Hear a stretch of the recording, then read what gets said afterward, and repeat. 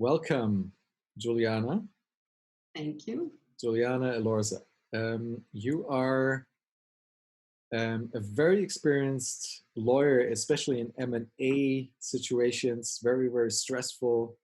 Um, but you're also a life coach, and you've seen life from many different angles.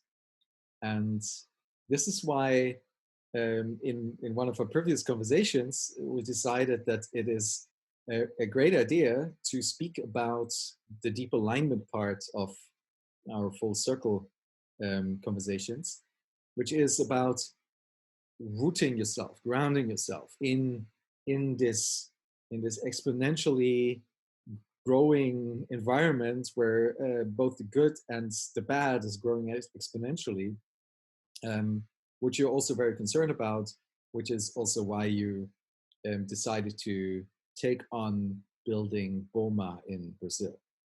Right. So I want to open that with that for you to talk about yourself and also about start with your learnings on how you ground yourself. Okay. So, yes, you're correct. I have past life, as I call it, another life where I was a corporate lawyer. It just happened. Out of school, I followed to law, a law university. I became a lawyer in an office in São Paulo, Brazil. I had a time working in New York it was actually an English law firm. So master's degree, like great resume, beautiful on the paper, but at some point it didn't make sense anymore to me. It's funny that the first reaction is it's all wrong, everybody's wrong, until the point that I realized that I was not fitting in, but everybody else was happy and was doing well.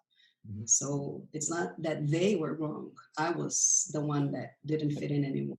And how did that feel? Was the moment or the feeling that you discovered that this actually doesn't feel right?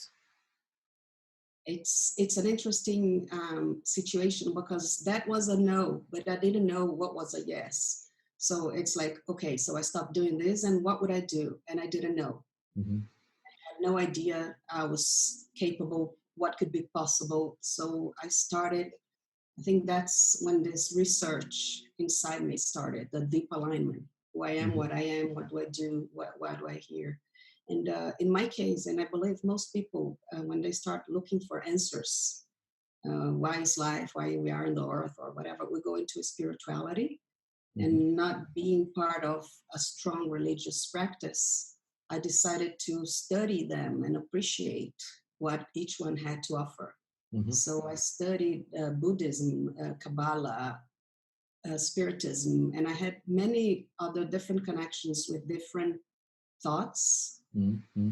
and practices. And all of them led me to something that it became my own, the opportunity to realize that, well, that's my perception. It's all about the same, but different perspectives of Mm-hmm. the same story. So I picked the one or bits of and pieces of those that resonated better with myself. And that gave me strength to continue this. So that's when I got involved in the TED experiences, coaching speakers. Mm-hmm. It was a way to get to know different people, different how they lived, how they worked, what they did, that Mm-hmm. were different from the corporate model that I was used to. Okay. Even the daily routine. So before we go into that, I would like to go a bit deeper into how you organize that transition, because I find that many people have that experience that they are somehow in the wrong environment, but then they just due to time constraints, Mm-hmm. they don't know how to step outside of that. Right. And the way you're describing it, you engage a lot with religions and with reading and learning, probably. So, how did you make that time? How did you organize the transition? Corporate. the business hours were morning, afternoon, and early night every Mm, day, mm, weekends sometimes. But I just added that as instead of reading a literature book, I would mm, read something like that, or take a class once a week at night from 7 to 10, something like that. mm, So it's more about being open to something new than actually dedicating time to it. mm, Talking about that, searching for with talking to people that were related to the topics I wanted to talk to. So have lunch with someone that the conversation would be into something that I was interested instead of just talking about daily events or mhm. that. I don't know. It just happened. I didn't plan on that. Okay. It was it was something that entered my life. Okay. So, whether consciously or not, you at one point you decided that you would use your attention and your time for this type of learning journey, um, Hmm. and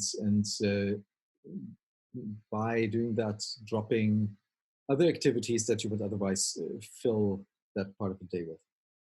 There was not a constant decision. It was more of a need. Something there was a Hmm. void, and I needed to fill that in. So this Okay. is not Hmm. working. This is wrong. What do I do now? So it was this open search. Hmm. It took me like 3-4 years Wow. since the this is not working and this is what is going to happen. And then it took another 2-3 years to figure that out to what I'm doing now at Boma. So Mm, it's a process, and I let that mm, happen. mm, So the first reaction was, if I'm not going to be a lawyer and this is the only thing I know how to do, what am I going to do? I don't know how to mm, do anything. I cannot do anything.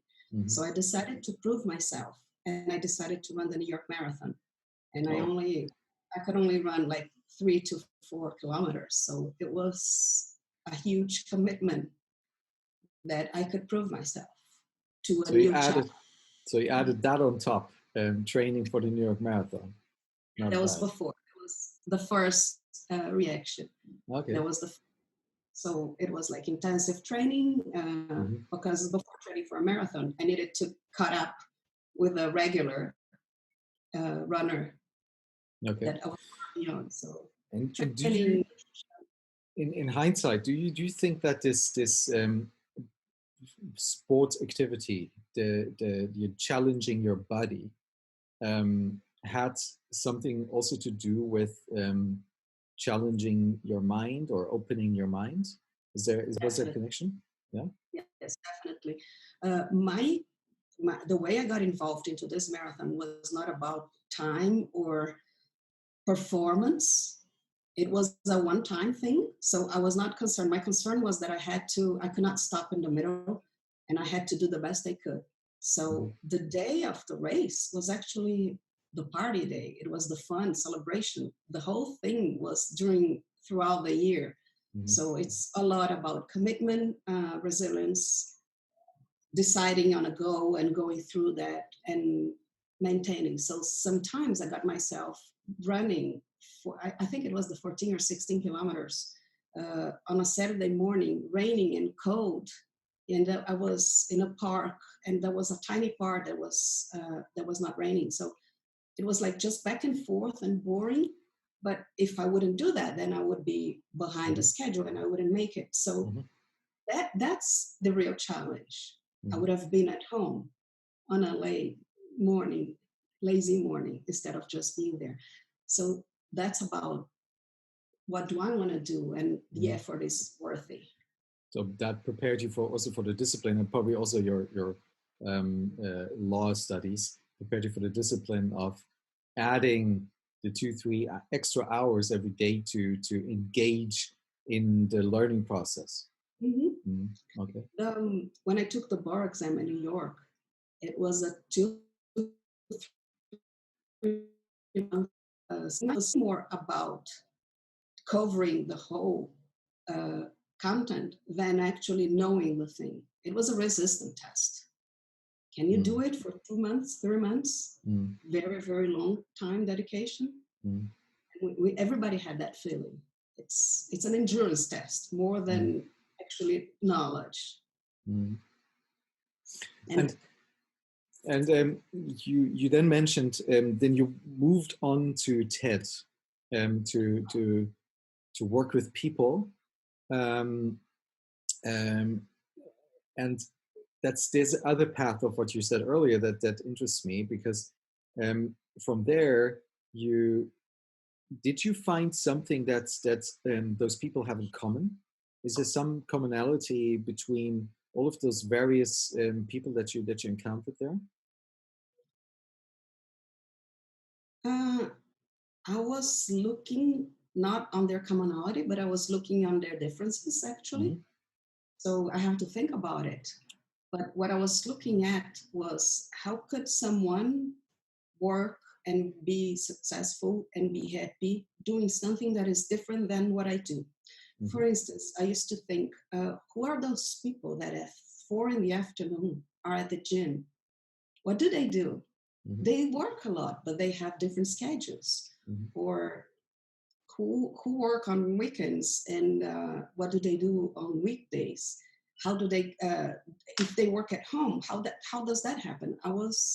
It was like observing, no Hmm. judgment at all. And that was the fun part of it because I wasn't supposed to take anything. I was just observing. Doctors, teachers, scientists, everybody has a different schedule, a different way of approaching things. I Hmm. remember this one woman, she was a movie director, and she had been for 2 years with her husband and two small children, living in different. They lived in different 14 different communities in Brazil, and they Okay. were filming, so they were actually working. But living in 14 places in 2 years is a lot of moving. And so, what was that? A sabbatical? A running away? No, that was their way of life for that time. Hmm. And I thought about it and I said, wow, it's so interesting. It doesn't mean that I had to do that. It just meant Hmm. that like suddenly several possibilities open up. So it was not more like, what would I do? I cannot do anything. But it's like, wow, there's a whole new world open to me and I can choose whatever I want. So Okay. the shift, it shifted. So what I hear is that from these conversations and these various ways of doing life that you encountered there, you took away that um, there's no strict way or definition of how you lead life, but you receive the courage to do whatever you think is right. Hmm. Now that requires you still to think about and identify what is right for you. Right. But it switched from a denial that I don't like this to, wow, there is another possibility. So now Mm-hmm. let's search for what could be here. Mm-hmm. It becomes on a positive side. Mm-hmm. So I continue doing this work. This was a voluntary work, coaching those people for to prepare them to speak. I like working with words. Uh, I'm actually good at taking like long stories and catching the essence and helping them put that, summarize that. Mm-hmm. So I was using that, and it was kind of feeding my soul while I was doing the legal work that Mm-hmm. was not so it was not so satisfactory at that time. Mm-hmm. So when you So say fitting your soul, um, what does that mean? feeding, like Feeding, nourishing. feeding. Ah, okay, I understood. It's like fit. It was No, a no, no. fit. Yeah. How else But nourishing me? but feeding your soul. What does that feel like? I mean, how do you know something is actually feeding your soul? Is and what does that mean? I remember once I stayed 50 minutes uh, on a very rainy, windy, standing still and welcoming people to an event. And I didn't notice time passing because I was so happy and I was so proud of what I was going to. I was part of a team offering something that I was happy and proud of, and I knew those people would enjoy it afterwards. And so time passing would be a good way of testing that. Hmm. I was I was into that. And So that's not the so kind of work I would do usually. I was doing much more, if you consider intellectual, high quality work than that, mhm, that mhm. sometimes dragged me along for hours. Yes, and so there's two thoughts around that. So this sounds very much like all the descriptions of the flow state. Mhm. Um, but at the same time, as you also mentioned that it wasn't really intellectually demanding work.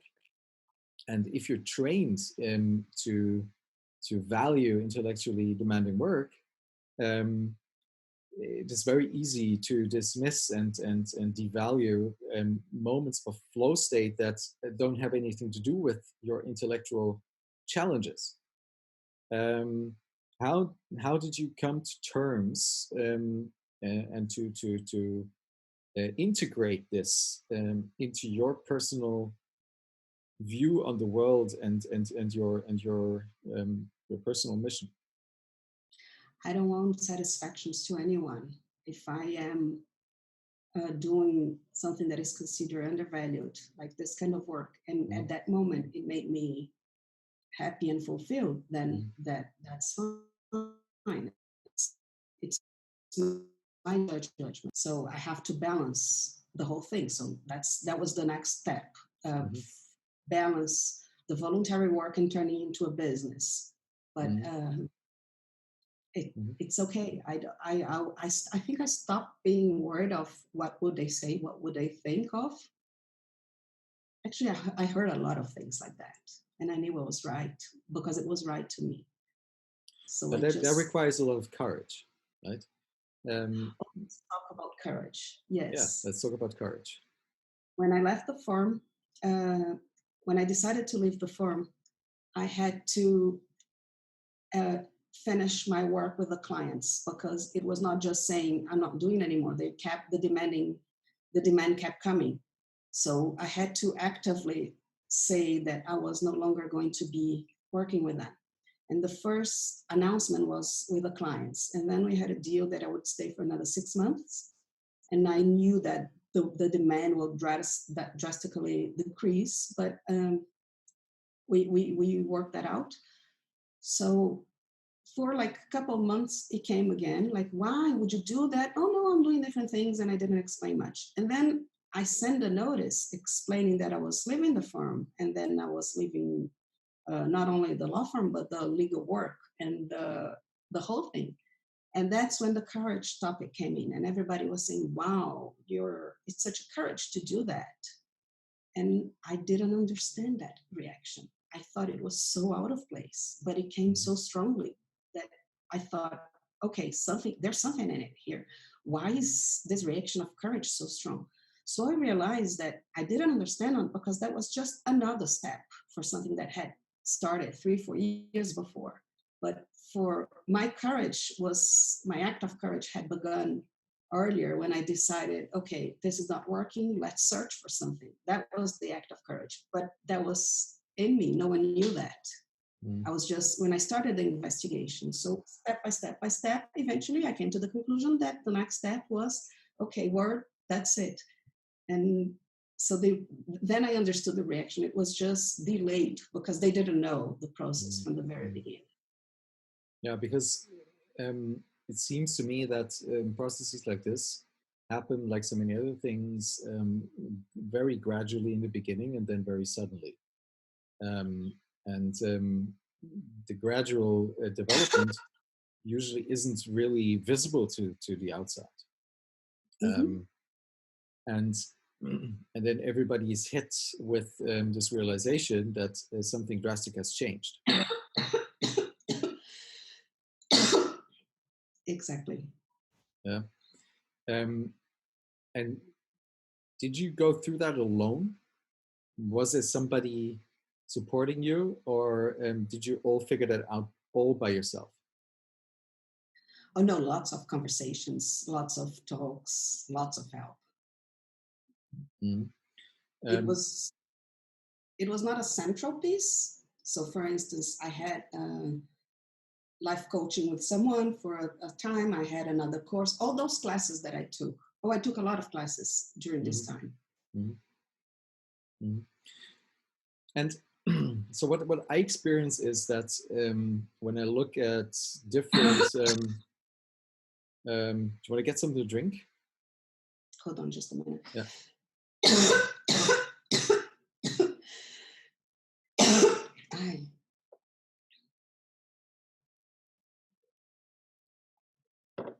Okay, I'm good now. You better? Yeah. Okay.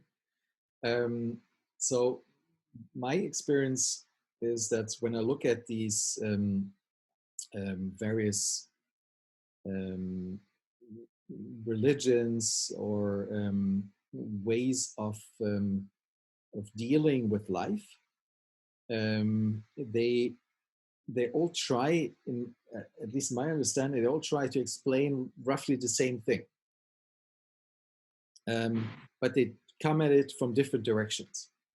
So there might be a direction that is called Buddhism, and might be another direction that's the wisdom of the Toltecs, and then there's a third direction which is Christianity, but they're all trying to do the same thing, Right. in my understanding. Um, if you look at it from at this path from now in hindsight, is there something that you could describe as um, the point towards all of these things that you learned are converging? Is there one thing that's, or one story, one narrative, one picture that is common out of all of them? Could you ask that again? I lost the video kicked. So so so there's all of these streams, all of these ideas of how to look at life, how to look at the world, how to look at ourselves. To me, it seems like they're all trying to do the same thing, but from different ways. It's like they're trying to walk up the same mountain, but from different directions. Exactly. And if you from your experience and from everything you've learned, how would you describe that thing that everybody is walking towards? What's is that for you? What do you see there? I think we need different perspectives because everybody's sitting on a different place. Mm-hmm. So we come from different backgrounds, different repertoire, different life experiences. So each one hits differently in different people. So I agree with you. It seems like the same mountain, but Mm-hmm. from where I'm standing, I need this view and you need another so we can reach the same place. And I think this place, you said, how would I describe it? We have been living in a moment in time where everything is too fast. We all agree on that. So development, technology, communications, and we are not ready to catch up. And basically, what I feel is that it makes the word unstable. Unstable in the sense that if I have to read all the news and if I have to do all the work, there's never time to do anything. And this feeling of never fulfillment. Mm-hmm. So if everything is unstable outside, we need to be, we need to find stability somehow. And if we cannot find it outside, so it's time to look inside, and we have to find it from within. It's as if we're in a river and the river is flowing fast. And if I am on a board in the river and it's like, what is going to happen? So I need to stop at a boulder at some time and think, okay, I need to breathe now and look what is going on so I can feel stable. So that need comes in my point of view, of in the sense that we need to find where to hold, because otherwise you're going to drown. So that's why the deep alignment, looking inside who I am, what I do, what is my purpose in life, blah, blah, blah. It's all to where can I hold? Okay. Meditation. And so that you're referring to two dimensions. One is the individual, right, holding on to something, grounding yourself, or in your picture, finding a way to keep afloat and not sink in the river. The other dimension is the global dimension. Right. You refer to the speed of change. Um, we have exponentially growing collapse of ecosystems, but we also have exponentially growing opportunities to solve things. Right. And if we all hold on to our own idea of how life should be, or how we keep ourselves afloat, um, maybe that's a too limited view to be able to activate um, us as a whole, as a society, towards solving the situation. So, so that's why I'm looking for this commonality and the question of how do we synchronize, or is there a way to see commonality in all of these different paths or boats, to get them together. I believe yes. Uh, Keeping ourselves afloat is the first step since Mm-hmm. we were unstable. So then next step would be, okay, now I can offer something. I can only offer something to the world Mm-hmm. if I have something to offer. So I'm not no longer taking energy to keep afloat and survive, but I'm also offering something back. And Mm-hmm. then the next step is we start doing this together, which that's how Boma came into my life. Okay. In a world of constant changes, how can we together understand what is going on and adjust to this new model and not only survive but thrive? Mm-hmm. So And we have so how does it look, the thriving part? So you found a way for yourself to log out of the narratives that uh, put you into a situation that made you unhappy, and mm-hmm, move towards and into a situation that was more fulfilling and more fitting with yourself, and as you said, feeding your soul. Um, right. but how do you see um, a path towards 7.5 billion people um, thriving in that way that you experience?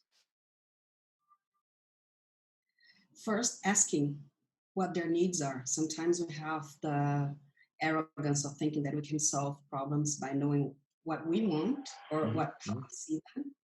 And so we're calling people to talk and debate and Mm-hmm. trying to think something together. So I don't have an answer, but I want to be part of the people promoting a debate so we can look for answers. And those answers will be different depending on where it's in different places. It's Mm-hmm. more about let's do something, let's do our best. You mentioned the Toltec wisdom, like one of the commitments is you do the best you can. Mm-hmm. So let's do the best we can with what we have, with Mm-hmm. the resources we have for our uh, community here. So that would be different in different places, but that's how. So that's driving for me. Of Okay. course, if we compare, we remember it's like it's mine. No one will judge. So for my community, sometimes we are far behind others. We have many problems in Brazil that you wouldn't have in Germany. Mm-hmm. So we have other steps to go through before. Mm-hmm. But it's always evolving, and that's how I see the thrive. So um, you you want to create, and you believe in creating environments in which people can meet each other, discuss, understand, and answer to their needs, And um, do and things, do. not only Mm. discuss. Okay. Now, um, and you said it happens on different levels. So for some environments, it might be important to, in terms of Maslow's hierarchy of needs, for example, it might be more important to look at the physiological needs layer. For others, it's more important to look at the health and well-being layer. Um, um, how does that pan out? How does that work through those layers? How do you create a situation where um, people can actually meet on an eye-to-eye level, which basically boils down to the question of how do you create the questions that are being discussed? Just before answering that, I want to go through the Maslow layers. And I read someone once telling me that they are not about a layers, because if we talk about layers, we believe that we have to comply with one need and then go to the other, but actually Mm, it's something all may go together. mm, So first I see that way. We may not have, we have all needs, and even though the bottom layers are not fully um, achieved, we still can yeah. work There's among them. actually a visualization that Maslow created himself a couple of years after the first publication, where the layers are in a like a wave form, and Yes, they're partially overlapping. Um, exactly. so that is definitely very very important. On the other hand, it is more likely that you will be able to fulfill your needs of um, self-actualization if you don't have to worry about food. True. So there is a directionality to it, but at the same time there's overlaps. Yes. So answering that question, we cannot focus on all the layers at the same time. Mm. And we cannot, if everybody focus on all the layers at the same time, it would be at least useless, right? Everybody's doing the same work. We're wasting our efforts. So it's how to make those questions. Coming back to what I said, I'm good at taking the essence. When I said about the coaching papers, I'm good at taking the essence and organizing that in a structured way. So a question would be to a different team, understanding what needs are here and working on that. And then if to be effective, and other needs here. So if we're working on corporate training for C-level uh, leaders, the need will be one. So BOMA would focus that on one way. If we're working on community issues, on, I don't know, urban mobility, the needs would be other, and we will focus on something else. That's what I said first, asking the questions like, what would you like to work with now? Oh, everything, no, everything, but let's focus. What is the priority? I know that they're all like when people think of the SDG, let's go back to, well, the tiny piece we can do now. And this tiny piece now will have an effect. We have to, I don't like this, but because that's what schools does. But if we take like one specific subject, then we can work on that and then put it aside, work on the other, and then we go back and forth. Mm. But we can begin and end something. If we make a list of everything we have to do, it's overwhelming. So, I mean, you pose very different environments. In a corporate environment, I imagine people in a small community, and they have totally different needs for themselves. But what is probably common for both situations is that um, people have to have the ability to step back from their ego, um, because in both situations you have to agree that the question and the solution to that question that you're posing, whatever it is more important than your personal agenda. Otherwise you will always somehow steer that the answer in a direction that is not really a common agreement, but a very individual agreement. Which means that if you take part in such a conversation, you need to be able to let go of your ego. You need to be grounded in some way. Right. How do you create an environment, or do you have ideas of how to create an environment where people can, regardless of their experience level, intellectual level, and regardless of the question, can meet each other on a eye level? Human beings are naturally egocentric, and they look at their own issues from their own perspective. So some people are more open to that, some are less.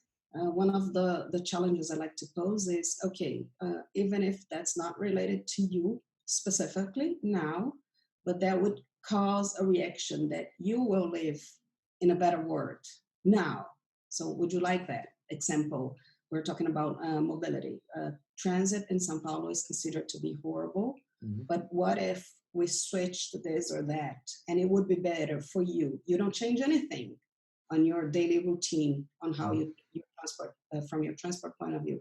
But if the whole thing changes and you make an effort for the whole thing to change, wouldn't it be better for you? So I go back to the egocentric question, and then they think, okay, I could do that, when someone is just looking into a personal agenda. Okay. It's a way of breaking that, I think. So focusing the entire discussion around one very, very specific topic, you argue helps in taking out the ego in that conversation. It might be an idea, because I think it's the most easy. I think it's the easiest, or the first entrance. Otherwise, it would be. I mean, we cannot take the ego out of the experience if the other person is not interested in letting it go. So I go rational. I usually go on the rational side. Yeah, I mean, there are experiments with forms of civil deliberation in democracies. And one famous example is from Ireland, where they put together 100 randomly chosen people to discuss the question of gay marriage.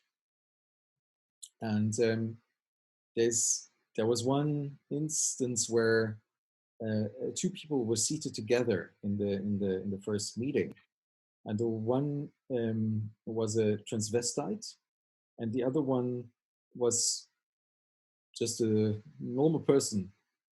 And this person was afraid of the transvestite because he thought it's like a disease that you can get.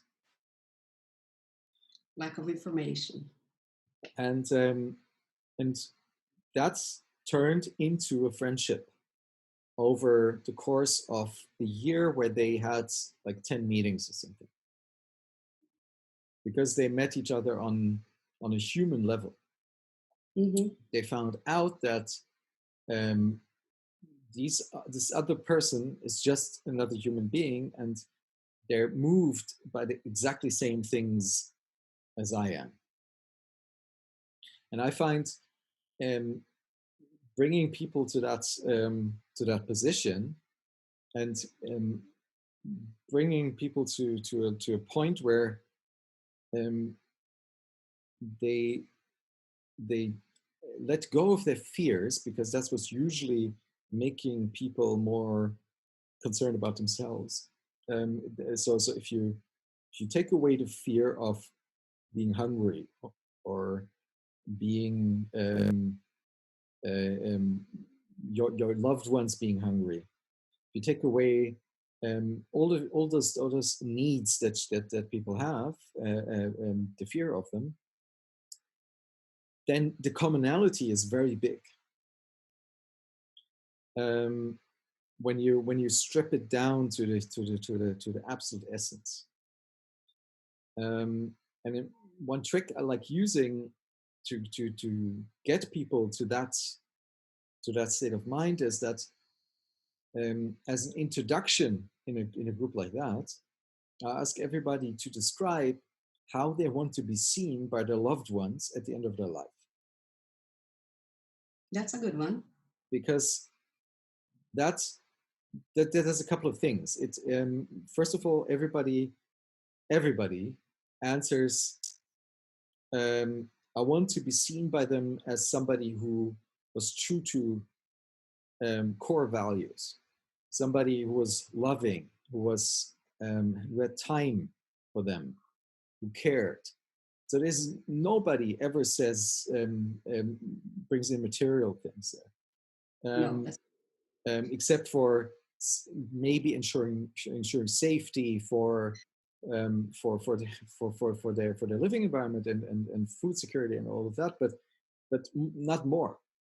It's never about, okay, they're super thankful that everybody has, every family member has a Porsche, and we live in a castle and whatever, right? Never. And the other thing that does is that by empathizing with your future self, it deeply changes your decision-making behavior today. Because we very often where our time radius of our self-empathy is very short. So you empathize with yourself in 30 seconds or 3 minutes or 3 days, but not so much with yourself in 30 years. And this changes your decision-making process today. Because if you tend to make your decisions for your future self in 30 seconds, that's a different decision than if you make it for your future self in 30 years. right. And then the conversation changes. That's what I experience. Agree with you. I had a few connections with people working on that direction. Okay. I remember one of them was one of those classes I took with a doctor. She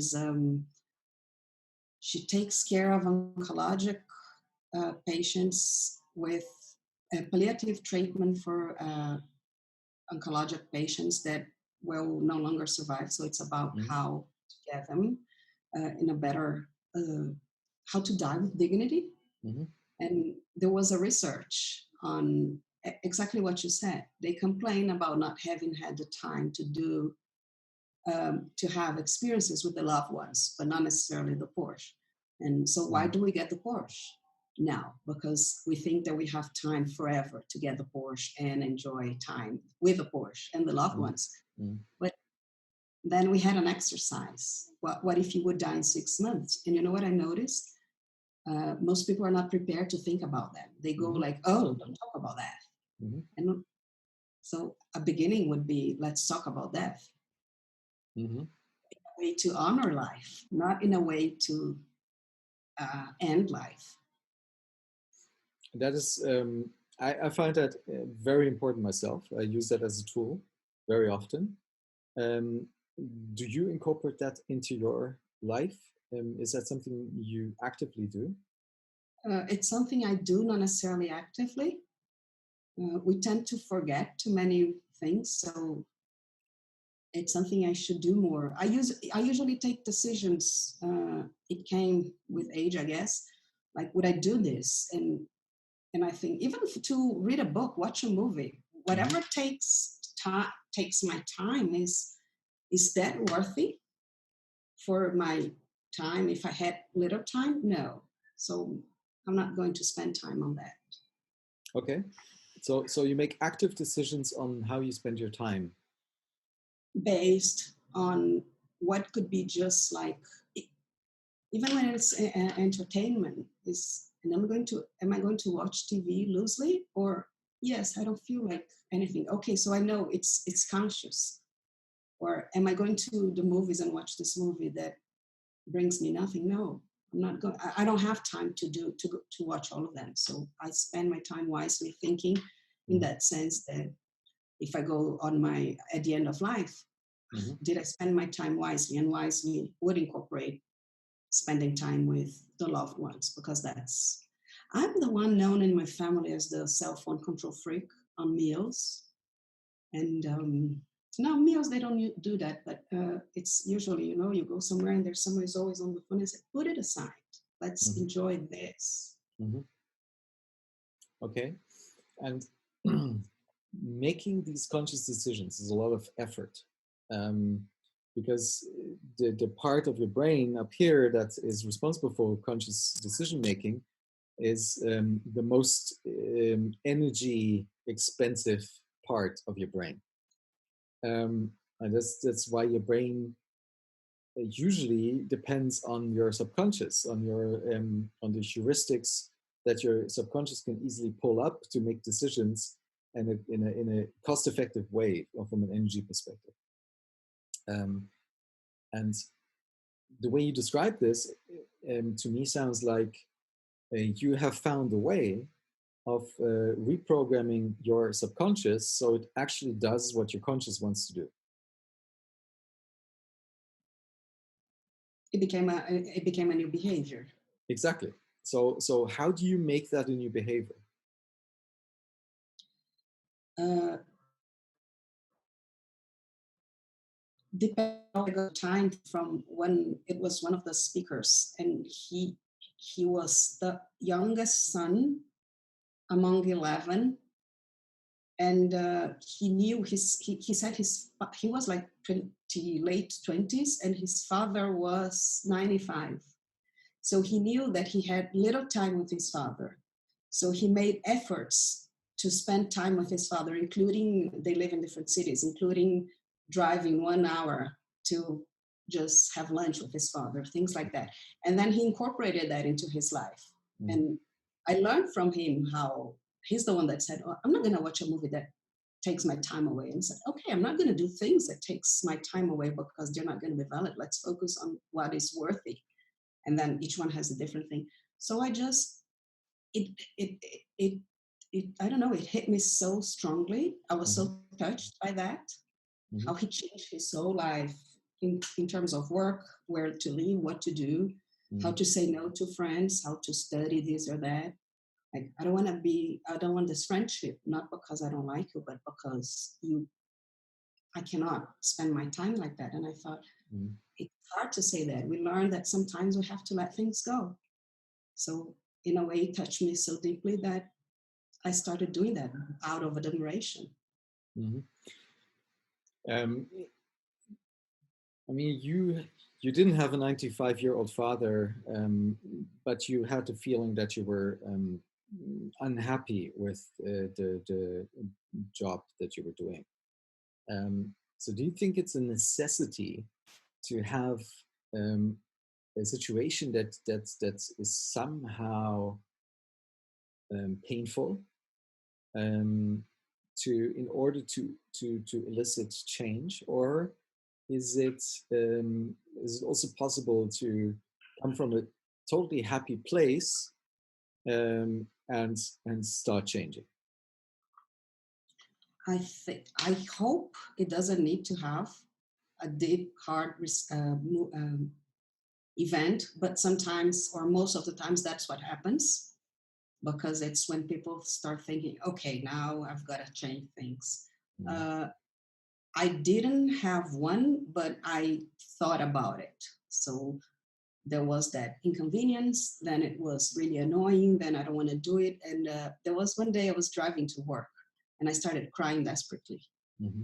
Like, and a thought came by was, what if I hit another car and I spend a week in the hospital? Then I don't have to work. And then I parked and thought, wait a minute, put yourself together.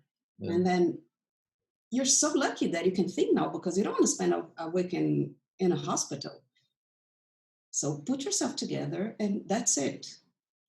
So that was my week on the hospital, was just like a 5 minutes on the parking and waiting, and okay, I've got to do something. Okay, so But of course, yeah, if you're somehow your subconscious or your emotions tell you that you would prefer hurting yourself, being in hospital, um, over going to work, yes, that's a signal, of course.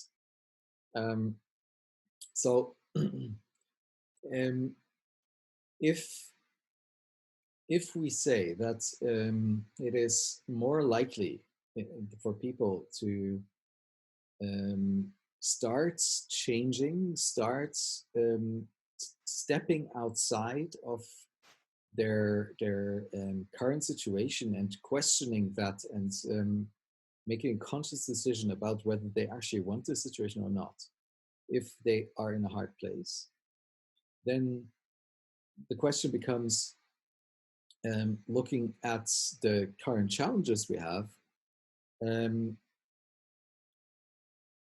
is there a way for 7.5 billion people to use this mechanism, assuming that everybody has a challenging situation in their life at one point, and how can we, or what should those people do in this situation in order to step outside more quickly, to be able to act in the way that you want, to enable them with what you're doing with Boma now, which is towards making the planet a good place.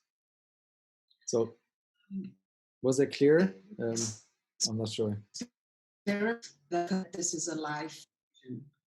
So people were saying, like, I when I was consulting on a career, a lot of people asked me, how did you do this? Why did you change? Should I do this? Should I go to another university? And I thought, no, experiment that. Don't change your whole life based. Don't bet on something that you're not sure. Mhm. Experiment, see if you like it, and then you do what needs to be done.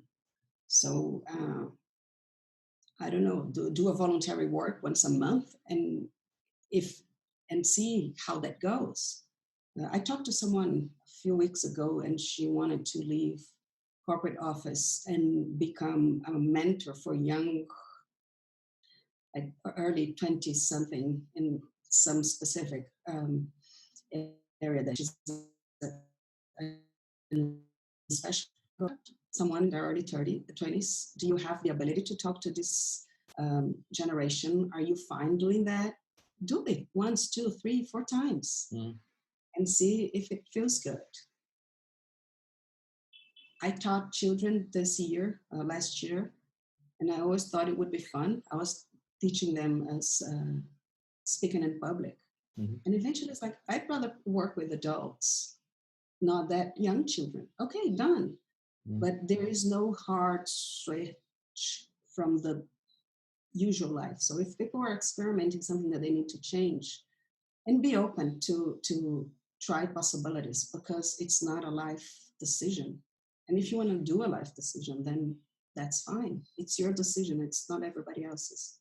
But very often it feels to people like a life decision. It feels like something big. It's in my experience, people usually don't know how to start experimenting, have many limitations in their mind about the experiment, about the question, am I allowed to do this experiment by society, my family, myself, whoever? And overcoming limitations like that is the hard portion. Once you lean into that, it's easy, I think. When someone once asked me, what would I do when I was in the search of what kind of work should I do? And someone once asked me, what would you do if you could choose anything?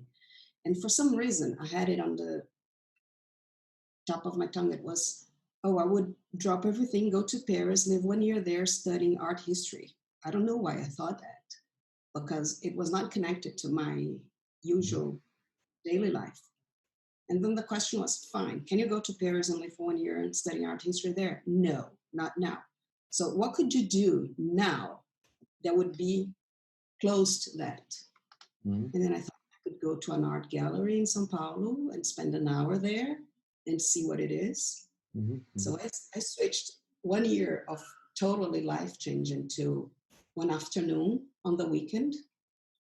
And I started doing that. And for a few months, I used to go to art galleries and go to artists, speaks and talks and discuss this and that.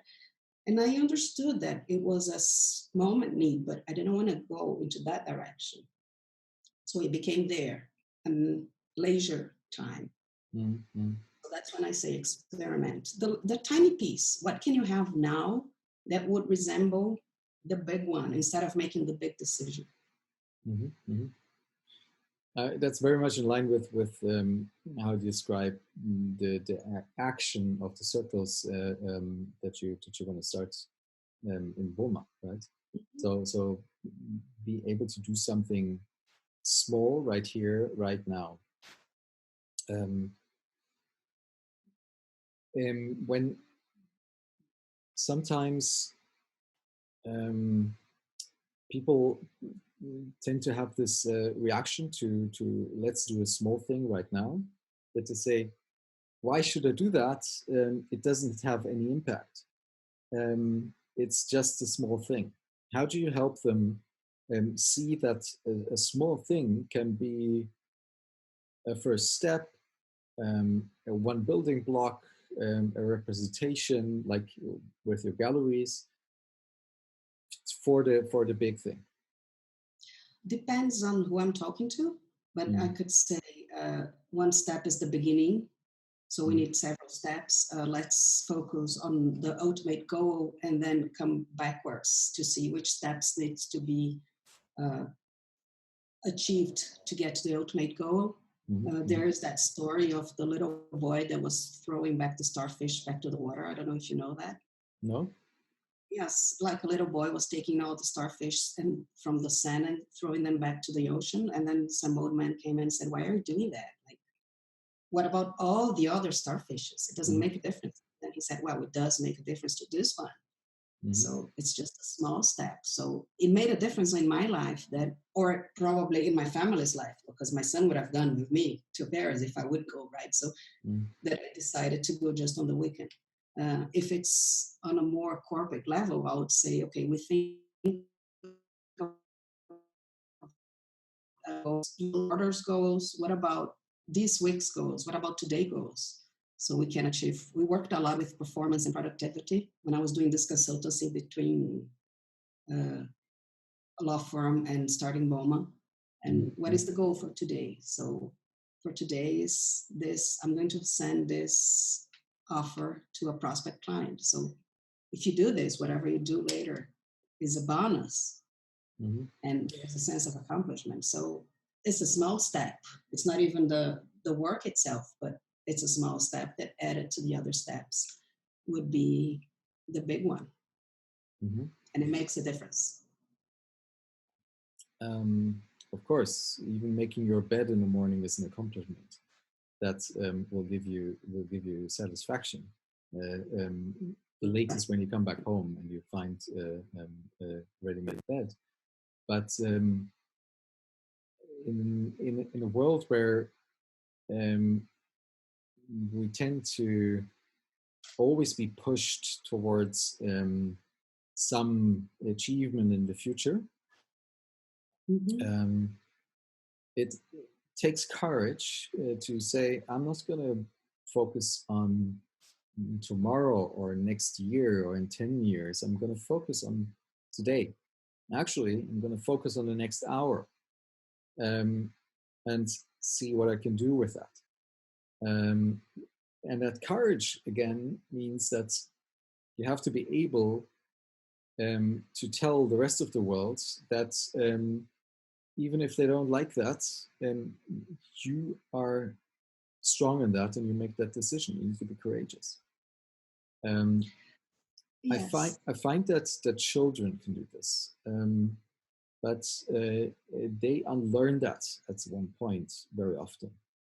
Um, it's and we have to come back in the circle to relearn that. Um, how can that be learned? How did you learn that?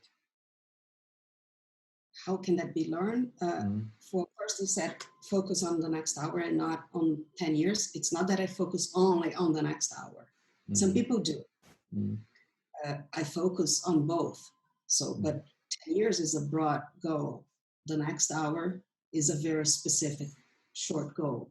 And somehow the short goals need to be aligned with the general goal. Otherwise, Mm-hmm. I'm just me wandering around. So that's why you Uh, say you need to be focused on both. yes, Mm-hmm. but if I just focus on, and it doesn't even have to be uh, 10 years. If you think about promises on New Year's Eve, this year I will such and such. Mm-hmm. And people lose that, forget that by the end of January. Mm-hmm. Because, okay, so if you're going to lose 3 pounds, what are you going to do to start with? Mm-hmm. So, again, coming backwards to little steps. What are the 3 steps? I have techniques to do that, but what are the steps to do this and this and this? And then eventually you achieve your goal. But uh, it's letting it go. It's more about being than having. We are raised in a culture that we have to have things. And actually, it's if you go to the conversation of abundance and scarcity, we have Mm-hmm. to have things because we may run out of it. Mm-hmm. But then I learned that things turn out to happen, sometimes in the way that we would never imagine. And they do happen. It's about trusting that we will make it happen when the time comes. Yeah. And especially because when we plan everything, it's so hard to live in control because it doesn't go as planned. So that's what you're referring to is an untangling of the modal confusion between having mode and being mode, where we try to fulfill being needs with having um, tools. So you want to be regarded in your society, so you go and buy a Porsche, or um, you want to have love, but you go out and have a lot of sex, and that's these are in conflict because one of them is always in the being and one of them is in the having mode, um, and and understanding that is a first step in my perspective. Right. Um, not trying to fulfill your being needs with your having um, modes. Um, Especially once, yeah, they go are ahead. always, it's always an empty search. You're filling the void. Mm-hmm. Having, but it's never satisfying because the roots is being something that you want to be by having. Exactly. Once you've understood that, you know how to deal with that. But then the question becomes, how do you understand that? How do you learn how to differentiate between the being and the having mode? Well, taking the ego out of it, why do I need a Porsche? Uh, when they into the two buses, a little bit of subway and taxis for public transportation, and then the apps. And then someone said, I don't need to have a car. I need to have transportation from one place to the other. It's a different perspective. Okay, Mm-hmm. so you need a car, you need transportation. So in the lack of transportation, you have a car, but now you don't have it, you don't need it anymore. So, or I need to have a car because I want a Porsche and that's a status and I want to show to the world what image it represents. So understand, I think that's understanding what the needs are. Because still, if I want the Porsche to because it represents a status, I can still do not have a car and use something else to show the status. But then I don't care, which was when I started doing things like what we talked before, the work that was not highly intellectually valued, but it was worth it. It's worthy for me on that time. It's my balance. Mm-hmm. When I left the firm, one of my partners asked me whether that was fair to my son. He was 4 years old. Mm-hmm. And I thought, what do you mean fair? And I said, okay, probably. And I was living to uncertain words, especially in terms of compensation. And it's like, what is fair? He's not going to Disney World every year, but I'm going to be home at 5 o'clock. So Mm-hmm. different. It was important for me to have that. So he Mm-hmm. comes back from school and I'll be home. Mm-hmm. And I don't know, it's about, again, about priorities and how do you do that to 7 million people? What exactly is your need? Oh, I need to have food. So we'll go back to the layer and let's have food. I need to have I have to be recognized in the society for their status. So you wear a diamond ring. I don't know. It's Mm-hmm. everyone has a different path. Mm-hmm. The race is with ourselves, it's not with the other. So there is an evolution. That's nice. I like that. The race is with ourselves, is not with the others. Mhm. Because we come from different ways. Like even if you compare siblings, I have a sister 3 years younger than me. Mm-hmm. So let's say we had very similar upbringing, and yet we're totally different. Different achievements, different desires. So how could I compare myself with her, or how could she compare herself with me? And we never know what it means to the other, right? In the sense that, oh, maybe I have a Porsche, and she says, okay, I don't care. Or I wish I had that Porsche. It's, I think that's when I got free from all that. It's Mm-hmm. with me, What does this free feel like? liberating From what? from doing what is expected to be done to doing what I think it's right to be done. So of course I follow the rules of living in a community, the Mm. country rules, the ethic rules, but Mm. I stopped being worried about it. So I Mm. think about anxiety.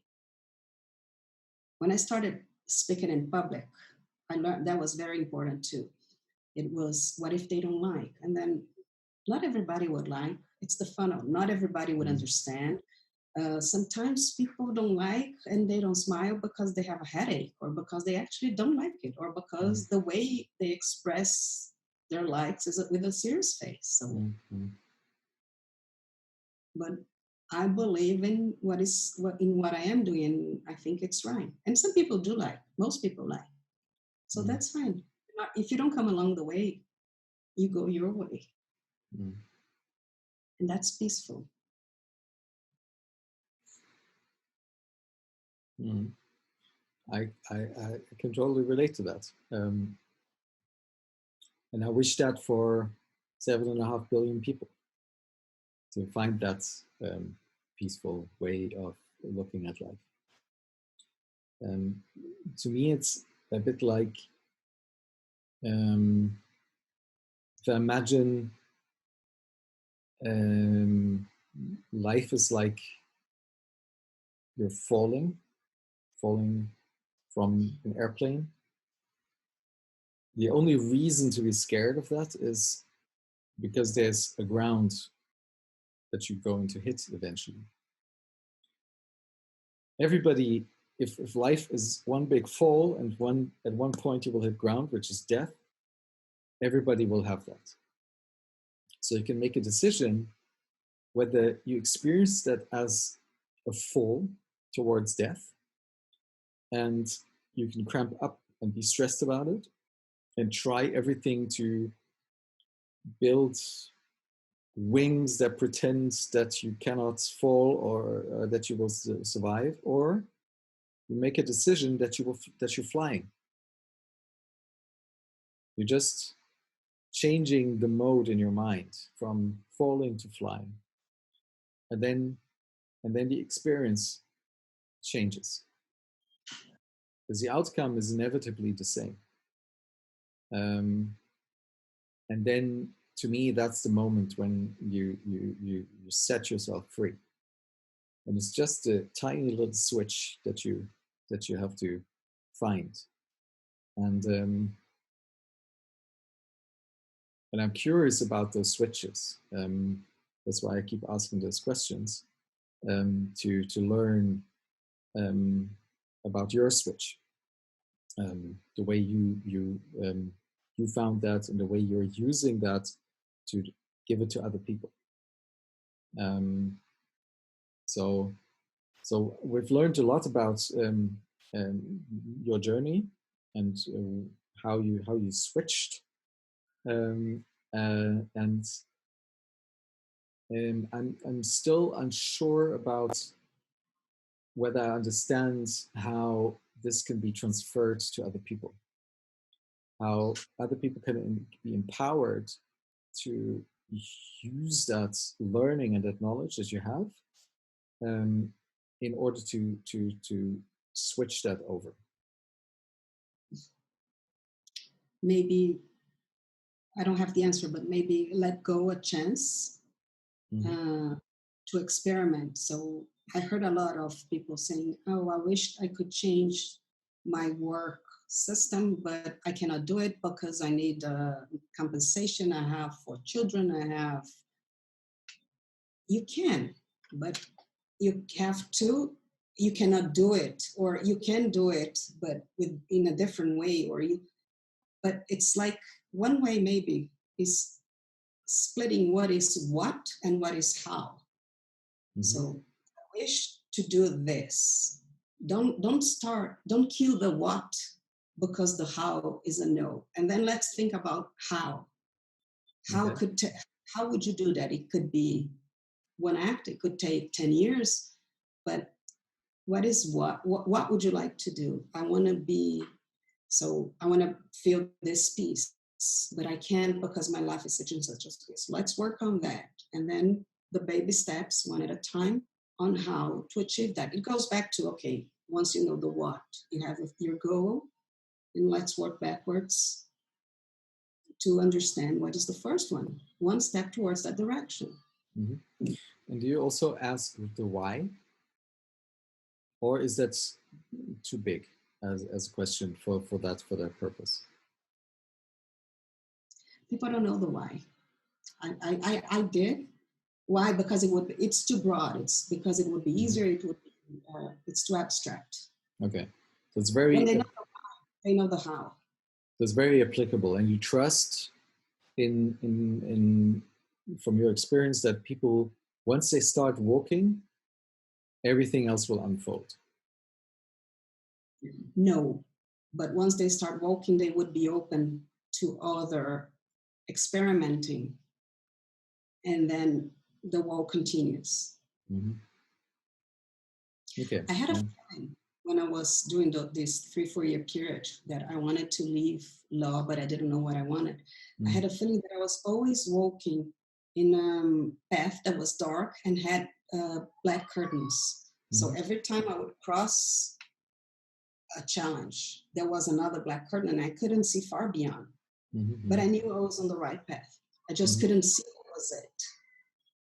And I think that's part of let it go. It could work. One example, I was always someone that planned everything.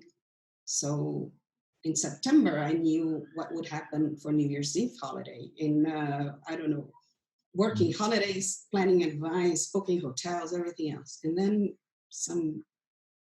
few years ago, more than few, like 15 years ago, I went on a trip to Southeast Asia alone, and I had the ticket in, the ticket back 4 weeks later, and the first hotel night booked.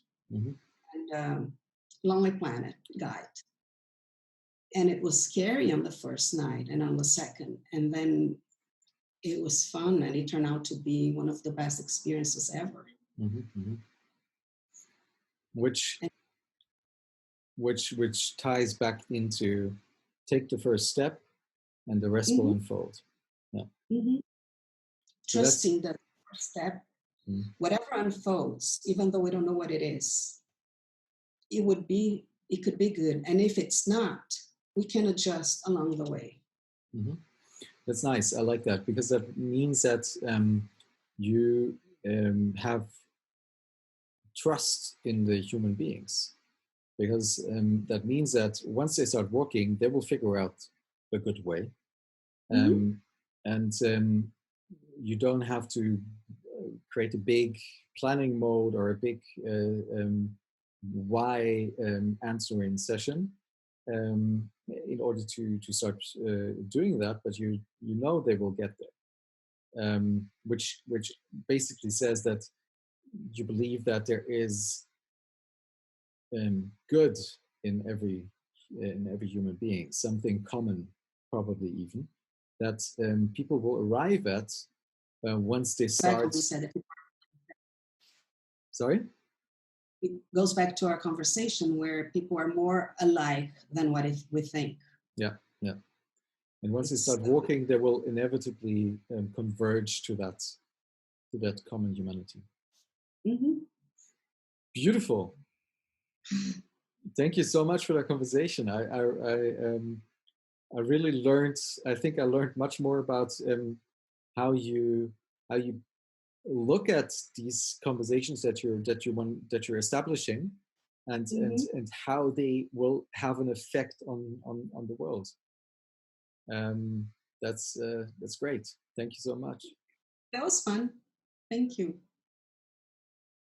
So whenever you want to continue that conversation on the terms of asking the why or going into the concrete how, meaning future actualization or steering adaptation, then let's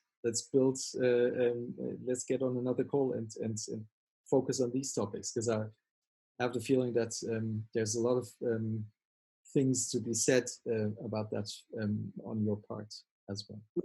We could do the how. I like the how Okay, because the I know. how switches a lot. Yeah, I can feel that. Let's do that. Let's find some time.